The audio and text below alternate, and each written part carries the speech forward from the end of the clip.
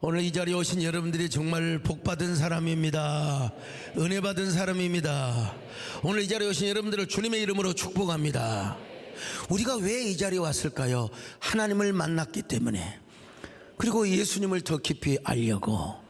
요즘 제가 조금 설교도 몇 주를 준비해 놓고 해서 노자의 도덕경이라는 책을 조금 한번 쭉 봤어요. 책이 좀 어렵긴 하지만, 이야, 얼마나 심오한지. 세상에 주전 몇백 년 전에 노자라는 분이 사실 공자의 스승이라고 할 수 있잖아요.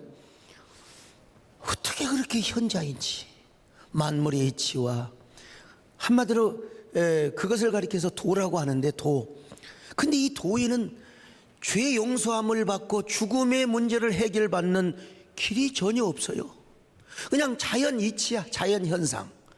그것을 도라고 하고 그것을 진리라고 하느니, 우리는 얼마나 노자처럼 명석하지 않고 노자처럼 현명하지 않아도 우리는 예수님을 만난 것입니다.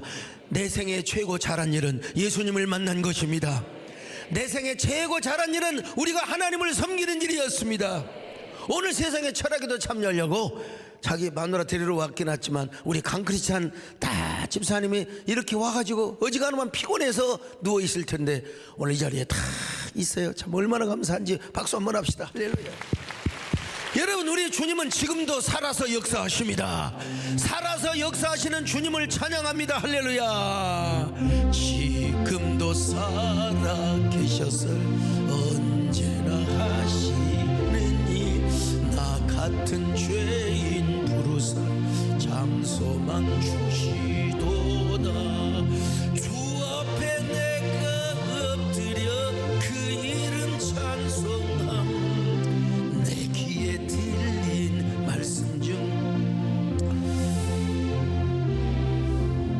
사울은 이스라엘의 통치 과정에 있어서 헤드십을 빼앗겨 버렸지만 다윗은 우리 하나님의 은혜로 이스라엘의 헤드십을 지금 찾아가고 있습니다. 이스라엘의 헤드십이 무엇인가?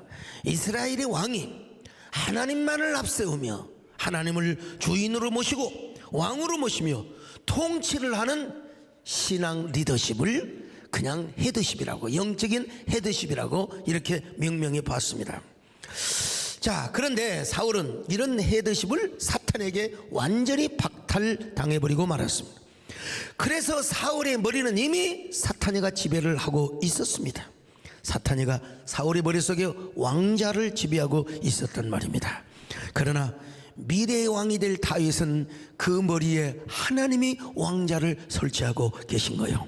다윗의 머리에 하나님의 통치의 보좌가 다 여러분 세워졌단 말입니다. 여러분, 오늘도 여러분의 머리 위에, 여러분의 가슴 위에 하나님의 왕자가, 하나님의 왕좌가 펼쳐지시기를 축원합니다. 우리가 하나님을 찬양하고 하나님을 높이면, 여러분, 언제나 우리 하나님은 어떤 분, 이스라엘의 찬양 중에 거하신다고 하셨습니다. 여러분, 여러분이 찬양하면 하나님의 보좌가 여러분 앞에 세워짐을 믿으시기를 바랍니다. 하나님의 보좌가 임재하심을 믿으시기를 바랍니다. 물론 하나님의 왕자는 저 우주 어디엔가 하나님 나라의 본영에 여러분 계십니다. 그러나 하나님이 여러분 지점으로서 뭐요? 우리 마음 안에, 우리 머리에 하나님의 왕자를 계속해서 만들어 가신다는 사실을 아셔야 돼요. 자, 여러분 보세요. 이스라엘의 현재의 왕은 이런 모습입니다. 악령이 지배한 상태예요. 사탄이 사울의 머리 위에 군림하고 있습니다. 헤드십을 빼앗겼기 때문이죠. 미래의 이스라엘의 왕 다윗을 보십시오. 성령 충만한 사람입니다. 하나님을 왕으로 모시며 하나님을 왕으로 앞세우며 미래에 성취될 언약 속에서 살아가고 있습니다. 미래의 왕이 될 다윗은 그 머리 위에 하나님의 보좌가 세워져 있어요. 얼마나 복받은 사람입니까? 여러분, 우리도 마찬가지입니다. 우리가 별 볼 일 없고 하찮은 존재처럼 여길지 모르지만 우리가 진정으로 주님을 찬양하고 진정으로 주님을 왕으로 모시는 한, 여러분, 우리 앞에 하나님의 보좌가 형성이 된다는 사실을 아셔야 돼요. 우리 머릿속에 사탄의 지배가 있는 게 아니라 하나님의 거룩한 지배가 있다는 사실을 아셔야 됩니다.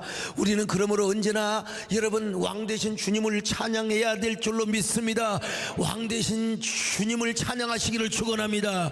언제나 하나님을 왕으로 모시고 하나님만을 언제나 앞세우며 나갈 때 여러분 언제나 하나님 앞에 문들이 열리는 역사가 나타나게 되는 겁니다. 여러분의 고난의 행군 앞에 스스로 문들이 열리고 하나님의 임재 속에서 여러분들이 형통하게 살게 됩니다. 승리하며 살게 됩니다. 승승장구하며 살게 되어 있는 것입니다. 믿으시면 아멘합니다. 왕께 만세, 왕께 만세. 당신은 영광의 왕이라 나 찬양 이대하신 왕. 문들아 머리 들어라, 들릴지어다 영원한 문들아. 영광의 왕 들어가시도록 영광의 왕 들어가신다. 아멘. 영광의 왕 되시며 나신 주로다. 전쟁에 능하신 주시라. 다 찬양 이대. 왕께 만세 한 번 더 합니다. 왕께 만세, 왕께 만세. 영민의 동안 나 찬양 이대하시라.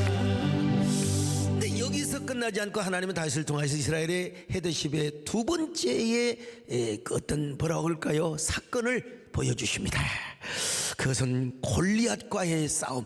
이거 우리가 너무 잘 알아요. 주일학교 다닌 분들은 뭐 그냥 이거 모르는 사람 하나도 없어요. 근데 중요한 건 뭐냐? 여전히 다윗은 이제 성령의 감동 속에 살아가고 사울은 자기 중심 속에서 살아갔던 것 같아요. 자기만을 높이는 삶이 여전했던 것 같아요. 그래서 블레셋을 통하여 사울을 쪽팔리게 만들어요. 하나님이 블레셋을 통하여. 여러분, 사울의 체면과 꼴이 말이 아니요. 사울의 면이 전혀 서지를 않아요. 자, 블레셋에 누가 있었어요? 골리앗 장수가 있었습니다. 이놈은 얼마나 키가 큰지 6규빗 한 뼘이요. 자, 사무엘상 17장 4절입니다. 시작. 블레셋 사람들의 진영에서 싸움을 도두는 자가 왔는데 그의 이름은 골리앗이요 가드 사람이라. 그의 키는 6규빗 한 뼘이요. 자, 여러분, 한 규빗은 적으면은 45cm, 크기는 50cm까지 보는 그런 경우가 있는데요. 45cm로 계산을 해도 6규빗이면 2m 70, 한 뼘 하니까 2m 90이요. 한 뼘 하니까. 50cm로 계산을 하면은 3m 40입니다. 자, 그러니까 적어도 이 사람의 키는 그냥 한 3m 정도 봅시다. 한 3m 정도. 뭐 3m 40이고 뭐. 그런데 여러분 이렇게 거인이다 보니까 머리에는 노투구를 쓰고 비늘 갑옷을 입었는데 그 갑옷의 무게가 놋 5,000세겔이라고 그랬어요. 5,000세겔은 환산을 해보면 57.5kg입니다. 창날만 해도 600세겔. 그러니까 이게 600세겔은요 약 7kg 정도 돼요. 창날만 해도 7kg. 아니 얼마나 무시무시하게 그냥 칼 가지고 여러분 관우에 뭐 청룡도 있잖아. 이건 관우가 드는 거라고는 이건 게임이 안 되는 거예요. 7kg짜리에 작두보다도 더 무겁잖아요. 요 검이 그냥 휙 지나가면 모가지가 10개가 싹 쓰러져 버려 그냥. 자, 한번 성경 볼까요? 사무엘상 17장 5절로 7절 같이 봅니다. 시작. 머리에는 노투구를 썼고 몸에는 비늘 갑옷을 입었으니 그 갑옷의 무게가 놋 5,000세겔이며 그의 다리에는 놋 각반을 쳤고 어깨 사이에는 놋 단창을 메었으니 그 창자루는 배틀째 같고 장날은 철 600세겔이며 방패든 자가 앞서 행하더라. 세상에 그 비늘같이 생긴 놋 갑옷을 입었는데도 불구하고 또 방패든 자가 앞에 딱 서 있어요. 방패든 자가.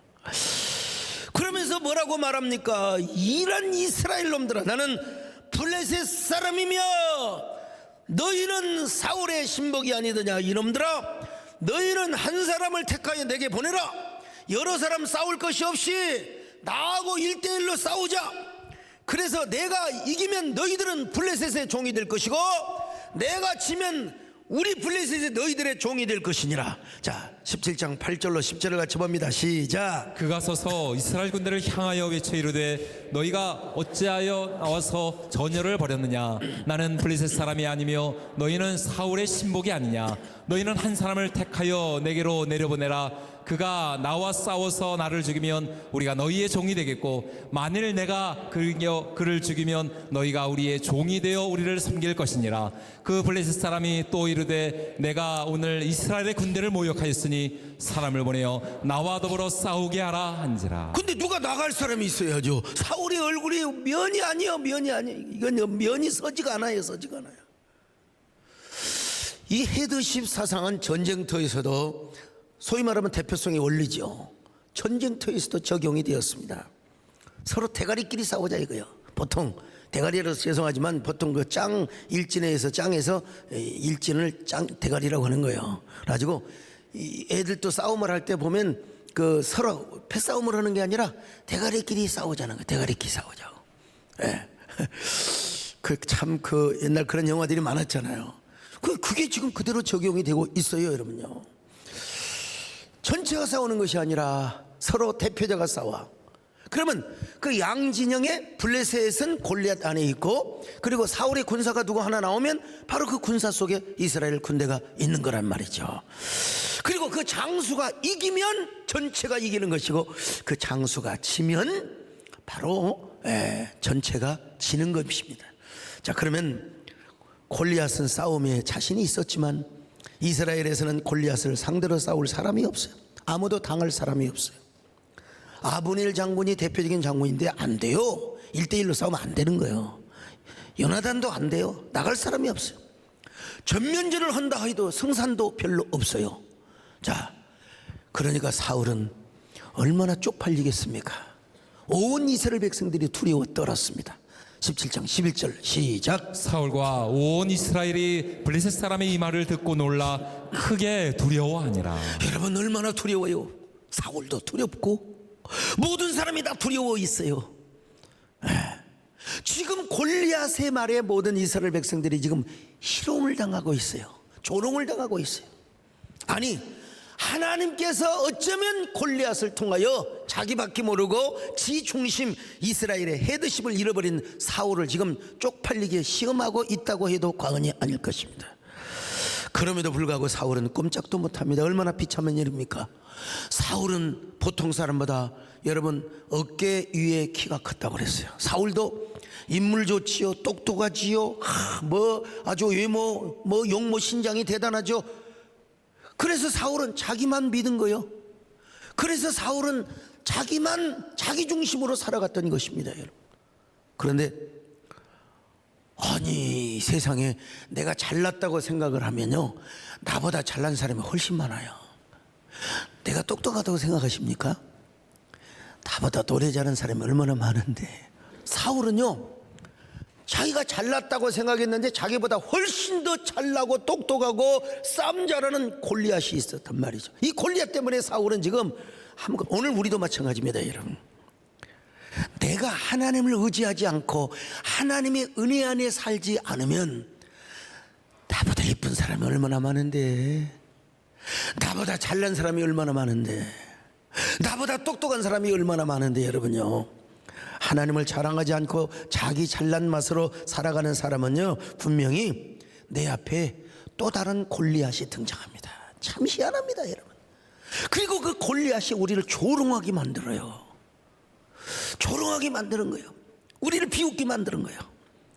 그러니까 우리는 항상 애당초 먼저 하나님을 의지하며 살아야 됩니다. 하나님 은혜 안에 살아야 됩니다, 여러분. 하나님께 영광을 돌리며 주님을 높여야 한단 말입니다. 여러분 모두 이런 사람이 되시기를 축원합니다. 언제나 주여 겸손하게 하여 주시옵소서. 항상 겸손케 내 맘 바꾸사 하나님 닮게 하여 주소서.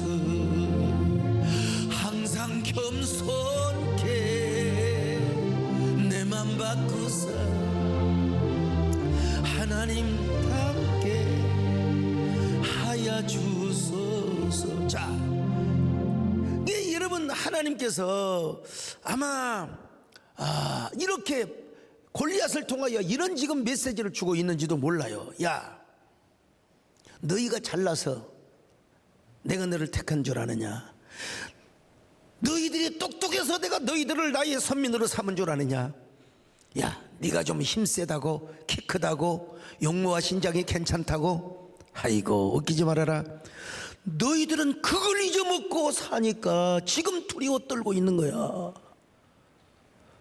여러분, 우리가 원래 천성이 착하고 원래 우리가 예수를 잘 믿기에 생겨서 하나님 우리를 부르는 게 아니야. 우리가 지내놓고 보면 아무것도 아니야. 아무것도 아닌 존재였어요. 이 세상에 나 같은 사람이 여러분 이렇게 목사가 되어서 마이크를 잡고 이거 참, 내가 언제 목사가 되고 언제 내가 하나님의 종이 된다고 했냐 이 말이요. 여러분들도 마찬가지입니다. 오늘 이 자리에 오신 것 자체가 하나님의 부르심이요. 할렐루야. 하나님의 부르심에는 후회도 없고 실수도 없는 줄로 믿습니다. 지금 이스라엘 백성들은요, 하나님 없으면 시체요. 사울도 마찬가지고 여기 소목사도 마찬가지입니다. 하나님이 없으면 뭐요? 걸어 다니는 시체요. 걸어 다니는 시체라 이 말이요. 여러분 꼭 깨달으시기를 바랍니다. 하나님 앞에 영적인 헤드십을 딱 세우고 가면 누가 나를 조롱하지 않습니다. 조롱해도 그 하나님 나중에 다 정리해요. 다 정리해요. 여러분 언제나 주님의 왕권을 세우시기를 축원합니다. 언제나 하나님을 높이며 살아가시기를 바랍니다. 주님 없이는 살 수가 없다고, 그럴 때 하나님께서 우리에게 헤드십을 발휘하게 하신 것입니다. 여러분, 우리 그렇게 믿으시면 아멘합니다. 나는 주님 없이는 살 수가 없습니다. 나는 주님 없이는 살 수가 없습니다. 주님이 도와주셔야 합니다. 주님 없이도 잘 사는 것은 오히려 나를 망하게 하죠. 오히려 나를 망하게 합니다. 주님 없이는 살 수가 없습니다. 주님이 도와주셔야 합니다. 주님 한 분만으로 나는 만족합니다. 주님만 있으면 됩니다. 주님 없는 기쁨은 오히려 넌 심판의 길로 인도합니다. 주님 없이는 살 수가 없습니다. 주님이 도와주셔야. 과거도 마찬가지입니다. 과거에 내가 지금까지 잘 살아왔던 거, 형통해 왔던 거, 내가 잘나서 내가 똑똑해서 어쩌면 그렇게 하나님이 나한테 왜 이렇게 무슨 능력을 주셔가지고 조금 더 가면 이제 경계선을 넘어가는 거예요. 하나님, 마른 막대기와 같고 아무것도 아닌 사람을 하나님 이렇게 써주셔서 감사합니다. 하나님 이렇게 잘되게 한 것은 다 내 집 짓고 솔로몬처럼 부귀와 영광만을 누리기 위해서가 아니라 하나님 일하게 하여 주심을 믿습니다. 하나님 사명 때문에 그리 형통하게 하신 줄로 믿습니다. 주여 사명을 잘 감당하게 하여 주옵소서. 이러니까 이런 사람은 더 하나님을 의지해야 돼요. 나는 주님 없이는 숨 쉴 수가 없습니다. 주님이 나를 사랑해 주셔야 됩니다. 주님 없이도 잘 사는 것은 오히려 나를 숨막히게 하는 것입니다. 그러니까 이런 사람은 더 주님을 의지하는 거예요. 그러니까 이 사람은 헤드십이 생기는 거예요. 언제나 머리 위에서 그리고 가슴 속에 하나님의 왕자가 형성이 되게 되는 겁니다. 여러분 할렐루야. 주님 없이는 숨 쉴 수 없습니다. 주님이 사랑해 주셔야 합니다. 주님 없이도 잘 사는 것은 오히려 나를 숨막히게 합니다. 나는 주님 없이는 숨 쉴 수, 주님이 사랑해 주셔야 합니다. 주님 한 분만으로 나는 만족합니다. 주님만 있으면 됩니다.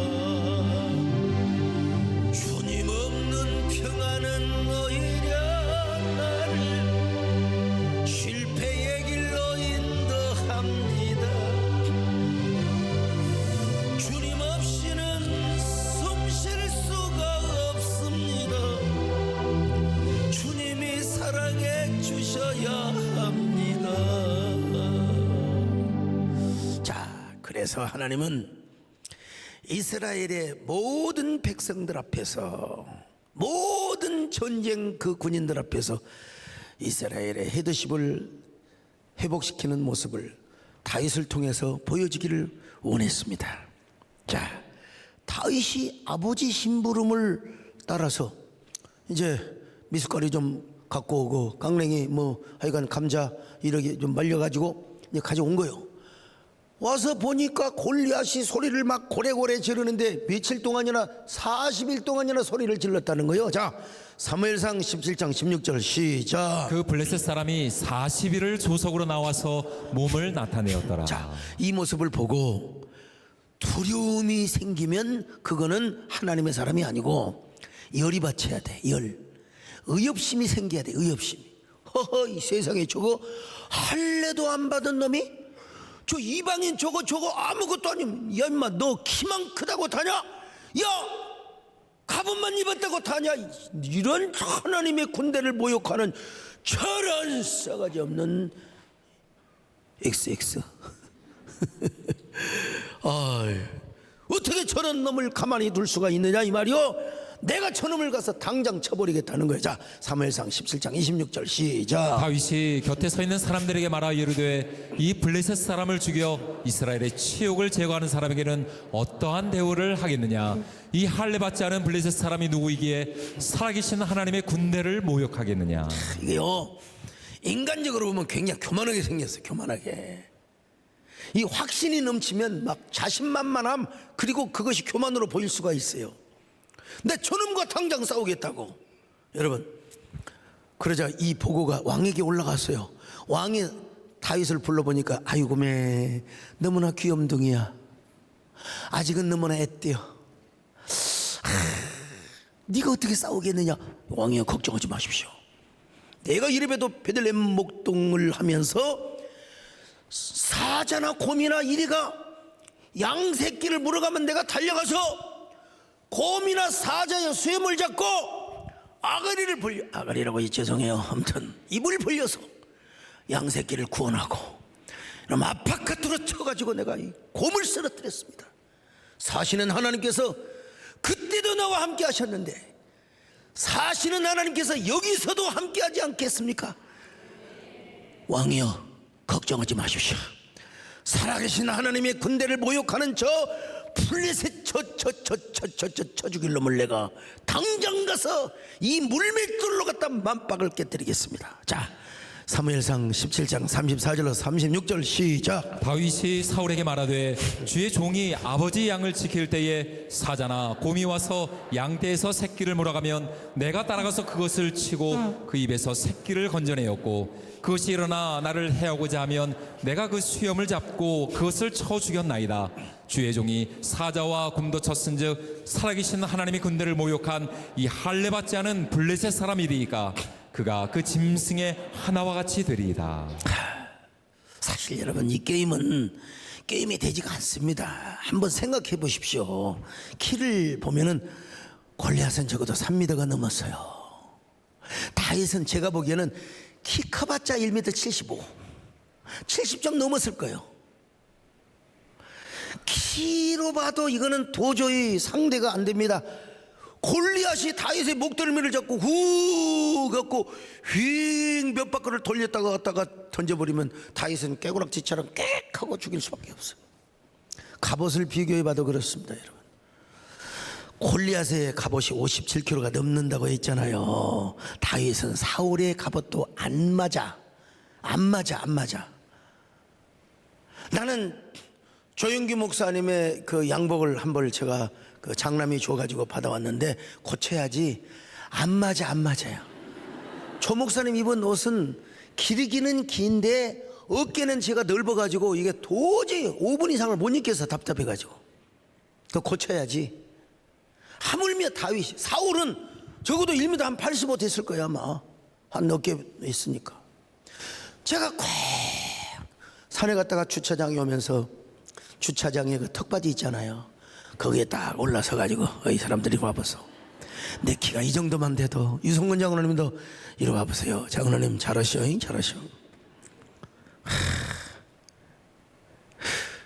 다윗이 여러분, 사울의 갑옷이 옷에 안 맞은 이유는 키가 적어서 그런 거예요. 사울보다. 무기를 비교해 보더라도 골리앗의 창은 7kg가 넘었습니다. 창자로는 배틀과 같아. 배틀과. 나 다윗의 무기는 막대기 하나와 물맷돌입니다. 물맷돌. 누가 이기겠습니까? 골리앗이 배틀체 같은 그 칼자루를 아까도 얘기했지만 휘둘면 얼마나 힘이 좋겠어요. 휘둘면 그냥 모가지가 그냥 한 7명 10명이 쫙 날아가 버린다니까. 이건 다윗을 향하여 샥 흔들어 버리면, 알고 다윗을 향하여 그냥 창을 그대로 꽂아 버리면 다윗은 그냥 그대로 가슴에 창에 찔려서 죽을 수 있어요. 그러니 다윗과 골리앗의 싸움은 무조건 골리앗이 이기는 거예요. 그러니까 인간적으로 보면은 다윗은 지금 죽으러 가는 거죠. 무모한 싸움이요. 말도 되지도 않는 싸움이요. 죽기 위해서 환장해서 가는 사람과 똑같아요. 여러분, 잽이 안 돼요. 그러니까 장형 엘리압이 다윗을 업신여긴 거예요. 이 교만한 놈 같은 녀라, 어디서 죽으려고 환장이냐 이놈아, 빨리 집이나 가. 엄마 가서 젖이나 먹어. 막내 자식이. 자, 젖먹으란 소리는 없는데, 자, 한번 사무엘상 17장 28절 같이 봅니다. 시작. 형 엘리압이 다윗이 사람들에게 하는 말을 들은지라 그가 다윗에게 노를 바라 이르되 내가 어찌하여 이리로 내려왔느냐, 들에 있는 양들을 누구에게 맡겼느냐, 나는 내 교만과 내 마음의 완악함을 아노니 내가 전쟁을 구경하러 왔도다. 여러분, 지금 엘리압이 형제이기 때문에 보호하는 본능도 없지 않아 있겠지만 지금 다윗을 무시하는 거예요. 양이나 먹었지 어디 여기까지 와가지고 말이야. 에? 나는 원래 네가 완악하고 교만하게 짝이 없는 걸 내가 이름이 알고 있는 거야. 이놈이 어디서 아니서 그 목동에서 목동 양치기를 하다가 무슨 곰 한 마리 때려잡았다고 곰이고 저 골리앗하고 갔냐 이놈아. 에? 그 곰은 멍청하고 미르는 곰이지만 골리앗은 지금 누구도 당해낼 수가 없어. 가이! 이렇게 설교를 하니까 좋은 사람이 없어. 에? 그리고 그러더만 나는 무난하게 생겼다고 생각을 하는데 사람들이 그래요. 목사님은 일단 한번 화면에 잡히고 일단 목사님 유튜브를 딱 들으면 빠져나갈 수가 없습니다 그러더라고. 주여, 대한민국 모든 국민이 다 유튜브를 보게 하여 주시고, 뭐 이런 마음을 가져본 적이 있는데, 하여간 제가 독특하다. 저 독특합니까? 서장로님, 황장로 그래요? 참 황당하게 생겼습니까? 자, 그러나 여러분, 결론이 뭡니까? 결론은 주일학교 때 다 들었던 얘기요. 제가 조금 실감나게 했을 뿐이지. 누가 이겼습니까? 게임도 안 될 뻔했던 다윗이가 물맷돌 한 방으로 골리앗을 쓸어 넘겼습니다. 여러분, 이런 역전이 어디가 있어요? 이런 역전성을 통해서 다윗이가 이스라엘의 헤드십을 딱 회복시킨 거예요. 지금 미래의 왕이 될 다윗이가. 자, 어떻게 다윗은 이렇게 역전성을 거둘 수 있었단 말인가? 이유는 딱 하나요. 다윗에게는 골리앗이 가지고 있지 않는 믿음이 있었어요. 골리앗은 창과 칼과 단창만을 의지하고 자기 힘만을 의지하고 나왔지만 다윗은 골리앗이 가지고 있지 않았던 믿음을 가지고 있었다 이 말이에요. 믿음을 가지고 있었어요. 오늘 여러분, 살아있는 믿음을 가지시기를 축원합니다. 저도 사람인지라 믿음이 없이 상황을 보면 한숨만 나오고, 근데 우리 하나님은 공급하신 하나님이시거든요. 분명히 지금까지 단 한 번도 안 그래 본 적이 없거든요. 그런데 재정 보고 받을 때마다 한숨을 쉴 때가 있어요. 이게 내 인간의 모습입니다. 그러나 또다시 하나님을 바라봤을 때 한 번도 우리 하나님은 공급해 주지 않는 적이 없습니다. 여러분요, 지금까지 그래왔어요. 지금까지 그래왔어요. 그러니까 우리는 뭐요? 살아있는 믿음을 가지고 아무것도 염려하지 말아라, 아무것도 두려워 말라, 그런 저와 여러분 되시기를 축원합니다. 아무것도 두려워 말라, 주 나의 하나님이 지켜주시네. 놀라지 말라, 겁내지 말라, 주님 나를 지켜주시네. 내 마음에 힘이 겨워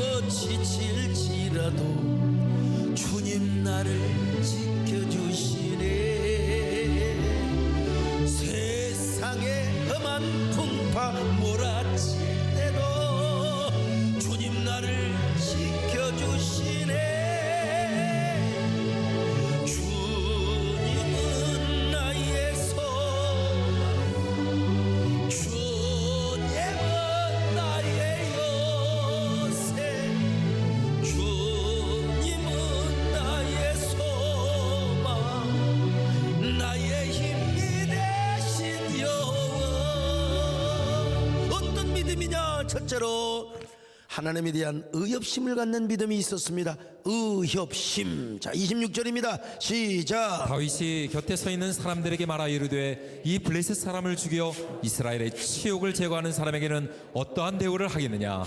이 할례 받지 않은 블레셋 사람이 누구이기에 살아계신 하나님의 군대를 모욕하겠느냐. 하나님의 거룩한 군대를 모욕하는 걸 참을 수가 없었어요. 여러분, 넷플릭스를 비롯해서 막 방송이 교회를 비난하고 조롱하고 희화하고 이런 걸 보면 화가 나야 돼요. 화가 나야 돼요. 화가 나야 돼요. 그래서 내가 어느 대학 교수들이 참여하는 그런 그 세미나에서 여러분, 우리 자녀들 방송국에 아나운서도 보내야 되고 PD도 보내야 되고 신문 기자도 우리가 양성해야 됩니다. 아이 세상에, 그 한마디 가지고 실족을 당했다는 거요. 그 유명한 교수님이 나한테 언젠가 고백하더라고.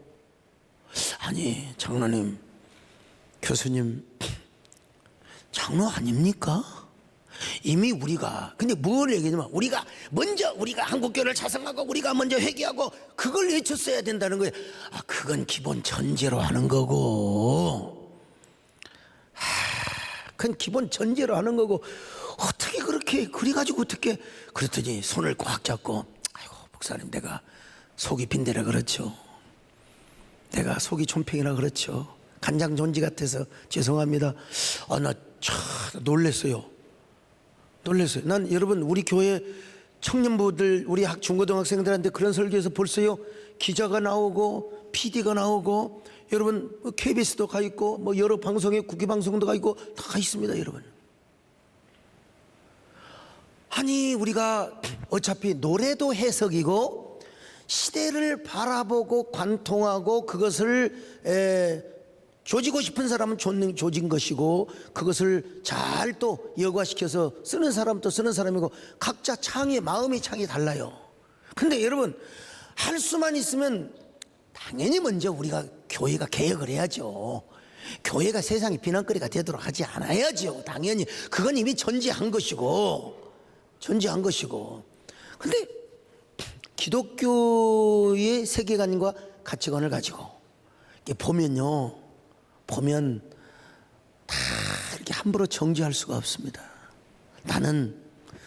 저는 여러분, 아들이 신학도 안 하고요, 뭐 딸도 시집 갔고, 저는 세습으로부터 거의 비교적 자유로운 사람입니다. 근데 제가 앞으로 10년 15년 언제쯤을 모르지만은 내가 앞으로 물러날 때 얼마나 어떤 불안하고 또 허전한 마음이 생길 것인가. 여러분, 이 새해된 교회는 제 삶의 전부입니다. 나의 모든 것을 다 바쳐 세웠어요. 후임자 잘 세워야지.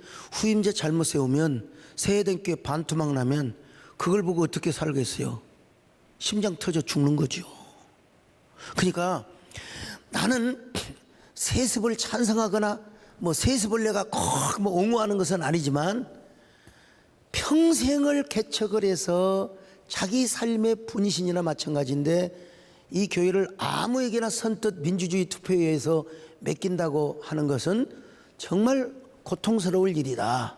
내가 세습을 옹호하는 건 아니요, 옹호하는 건 아니지만, 그러나 그런 마음이 이해가 된다 이거예요. 그래서 참, 그러니까 같은 기독교적인 세계관을 가지고 또 통찰력을 가지고 가치관을 가지고 교회를 바라보면 같은 비판도 창의적 비판이 될 수 있고 개혁적 비판이 될 수가 있는 거예요. 그냥 무조건 희화화하고 조롱하는 그런 기사를 쓰거나 그런 그 다큐멘터리를 만드는 게 아니에요. 고발 프로그램을 그렇게 함부로 만드는 게 아니라 이 말이죠.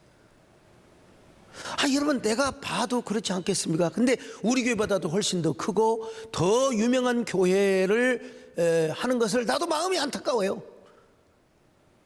더 훌륭한 분이 와서 더 훌륭한 교회를 이끌 수는 없을까? 근데 이게 인간의 한계라고. 근데 세상에 그걸 가지고, 나는 의협심 때문에 그런 얘기를 했는데 그걸 가지고 상처를 받았다. 내가 진짜 어디 가서 말 함부로 못하겠네. 정말 못하겠네. 다시 한번 저 자신을 살펴봤어요. 나 중요한 건 뭐냐? 우리에게 얼마나 의협심이 있는가. 여러분, 주님을 향한 의협심을 가지시기를 축원합니다. 의협심을 가져야 돼요. 의협심을요, 여러분. 예? 다윗은 하나님을 향한 그 의협심, 이거 하나가 오늘의 다윗이 되게 했던 것 아니겠습니까? 의협심이 뭐요? 무조건 하나님을 높이는 거죠. 하나님께 영광을 돌리는 거예요. 누가 하나님을 회방하고 누가 하나님을 향하여 삿대질하면 그냥 가만히 둘 수가 없었던 거예요. 이 거룩한 의협심이 우리 모두에게 함께 하시기를 축원합니다. 누구가 그리스도의 몸된 교회를 막 그냥 비난하고 그러면 막 우리 속에서 화가 치밀어. 그렇다고 막 욕을 하란 말은 아니지만요, 그런 여러분들에게 하나님께서 더 위대한 의협심으로 하나님이 여러분에게 복을 주실 것입니다. 여러분의 의협심의 자리에 하나님이 더 큰 은혜를 주실 것입니다. 오히려 하나님이, 그래 네가 나를 위해서 이렇게 의협심을 발휘하느냐, 야 네가 비느하스의 마음으로 다윗의 마음으로 나를 이렇게 애찬하느냐, 내가 너에게 복을 주리라. 내가 너의 가정을 세워주리라. 내가 너의 사업장을 세워줄 것이다. 내가 너의 삶을 세워줄 것이다. 여러분, 언제나 하나님 앞에 이런 의협심을 가지시기를 축원합니다. 그랬을 때 다윗은 골리앗의 맞박을 부실 수가 있었던 것입니다. 우리 하나님을 송축하시기를 축원합니다. 송축해 내 영혼, 내 영혼, 거룩하신 이름, 이전에 없었던 노래, 나 주님을 경배해. 해가 뜨는 새 아침 밝았네. 이제 다시 주님 찬양. 무슨 일이나 어떤 일이 내게 놓여도 저녁이 올 땐 나는 노래해. 송축해 내 영혼, 내 영혼, 거룩하신 이름, 이전에 없었던 노래로 나 주님을 경배해. 두 번째로, 하나님의 변함없는 여상하심에 대한 믿음이었습니다. 하나님의 신실하심, 하나님의 변함없으심, 하나님의 여상하심. 여러분, 그래서 다윗은 뭐라고 고백하였습니까? 사울왕에게, 옛날에 내가 양을 치던 때에 곰이나 사자가 와서 내 양을 물어가면 내가 달려가서 입을 벌려가지고 사자 입에서, 곰의 입에서 양 새끼를 꺼내고 내가 턱수염을 잡고 아파카드를 날렸나이다. 그때 함께 하신 하나님께서, 그때 함께 하신 하나님께서 지금도 함께 하지 않겠습니까? 이야, 세상에 조그마한 목동 그 목장에서 있었던 일을, 들판에서 있었던 일을 전쟁터에다가 그대로 대입을 하고 적용을 하고 있는 것입니다. 한마디로 미래까지 적용하고 도전을 하고 있는 것을 봅니다. 과거의 작은 축복을 미래의 큰 축복으로, 과거의 작은 구원을 오늘의 큰 구원으로, 과거의 작은 승리를 오늘의 큰 승리로 도전하고, 과거의 작은 축복을 오늘의 큰 축복으로, 미래의 큰 기적과 축복으로 여러분 도전하고 있다고 하는 사실입니다. 여러분, 다윗은 과거의 작은 승리와 축복을 성공 확대경을 통하여 오히려 크게 보고 있습니다. 엄청난 일에 적용을 하고 있습니다. 그렇기 때문에 그 하나님께서는 어제나 오늘이나 다윗에게 동일하게 함께 하실 것이란 말입니다. 그 여상하신 하나님, 과거에나 지금이나 동일하시고 여상하신 그 하나님에 대한 확실한 믿음을 가지고 골리앗을 향하여 나갔던 것입니다. 여러분, 그랬을 때 그 여상하신 하나님께서 다윗과 함께하여 주셨습니다. 다윗과 함께하여 주셨습니다. 여러분, 다윗에게 위대한 역전을 경험하게 하였단 말입니다. 오늘 여러분, 우리 하나님은 우리에게도 동일하신 분이십니다. 여성하신 하나님, 그 하나님을 앞세우고 나갈 때 골리앗이 우리 앞에 넘어집니다. 골리앗이 우리 앞에 쓰러집니다. 그 두려움의 골리앗, 태산과 같은 저 어려움의 골리앗, 불신의 골리앗, 뭡니까? 원망의 골리앗, 의심의 골리앗, 두려움의 골리앗. 골리앗. 우리 앞에 또 뭐가 있습니까? 그 재난의 골리앗, 불통의 골리앗. 우리 앞에 서 있는, 우뚝 서 있는 저 장애물의 골리앗 말이죠. 네, 우리 하나님은, 과거의 감기를 고쳐주신 하나님은, 행여라도 그런 병이 걸려서는 안 되지만 감기를 고쳐주신 하나님은 암도 고쳐주실 수 있는 분입니다. 물론 뭐 고쳐주셨으니까 뭐까지 괜찮지 라기보다 미리 가서 검진하세요. 미리 가서. 저도 어제 수액을 맞고 왔습니다만은 수액 맞으니까 힘이 팔팔하잖아요 지금. 예.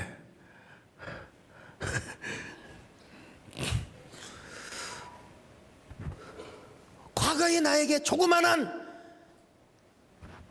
질병을 고쳐주신 하나님은 오늘 우리에게 엄청난 불치병도 고쳐주실 수 있다는 사실을 이 다윗이가 지금 적용하고 있는 겁니다. 여러분, 그 여성하신 하나님을 그대로 믿고 가고 있는 거예요. 다윗이 믿었던 하나님은 어떤 하나님이냐? 변함없는 하나님, 신실하신 하나님, 우리를 졸지도 않고 주무시지도 않게 하신 하나님, 여상하신 하나님 믿으시면 아멘합니다. 그래서 히브리서 13장 8절에 이렇게 말씀하고 있습니다. 같이 읽습니다. 시작. 예수 그리스도는 어제나 오늘이나 영원토록 동일하시니라. 영원토록 동일하십니다. 그렇습니다. 영원토록 동일하신 분이 누구냐? 바로 하나님입니다. 노자도 이걸 몰랐더라고. 보니까 세상에 우리 생에 가장 잘한 일은 하나님을 알고 하나님을 만나고, 이 세상에 우리가 가장 복된 일은 예수님을 만나고 예수님을 믿고, 오늘 또 우리가 가장 잘한 일은 뭐냐? 이 철야기도에 나온 것이 잘한 일입니다. 여러분요, 어제나 오늘이나 여상하신 하나님, 과거에 몸살 감기를 고쳐주신 우리 하나님은 암도 고쳐주십니다. 과거의 물질의 어려움을 극복하고 계신 하나님, 지금의 여러 가지 어려움도 다 극복하게 해주시는 하나님이십니다. 우리 하나님은 여성하신 하나님이요, 한결같은 주님이시기 때문에 그렇습니다. 여러분, 동일하신 하나님, 여성하신 하나님, 한결같은 주 예수님을 찬양하며 나가시기를 바랍니다. 앞세우며 나가시기를 바랍니다. 한결같은 주 예수께 찬양합니다. 세상 지나고